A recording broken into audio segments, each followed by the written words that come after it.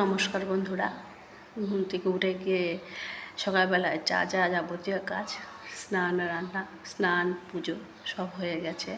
তো ছেলেরা উঠে গেছে, ওরা হরলিক্স খেয়ে নিল। তা আমি ভাবছি সকালবেলায় কী করব। এদিকে আমার পুজো কমপ্লিট হয়ে গেছে। এই দেখুন, ঠাকুরের সামনে একটু বসে পড়লাম।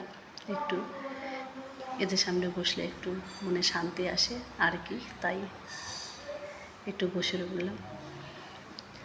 তা একটা ঘরে দুই ছেলে পড়তে বসেছে, হরলিক্সটা খেয়েই ওরা পড়তে বসেছে।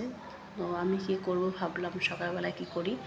তো আজকে একটু ছোলার ডাল ছিল, বসিয়ে দিয়েছি ছোলার ডালটা।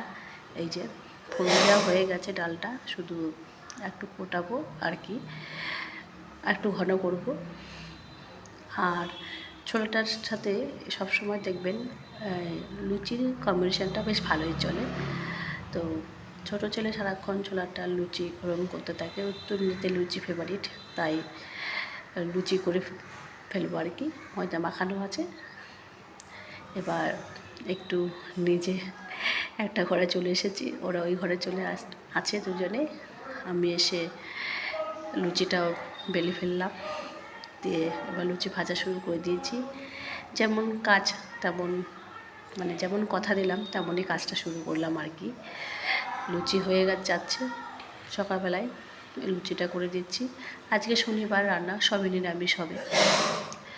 ছোলার ডালটা হয়ে গেল, লুচি হয়ে যাচ্ছে। আর দেখি আর কি করি এইখানটায়। শাশুড়ি মা কিছুটা করে দেবে বলেছে রান্না। তো আমি কিছুটা করে একটুখানি রেস্ট নিই আজকে। এখন অল্প একবারে একটানা কাজ করতে গেলে হাঁপিয়ে উঠি, শরীরটা এখনও দুর্বলতা কাটেনি। যেহেতু অ্যালার্জির ওষুধ খাচ্ছি, তো ওই জন্য তো বাঁধাকপিটা করব। ভালো থাকবেন সবাই, টাটা।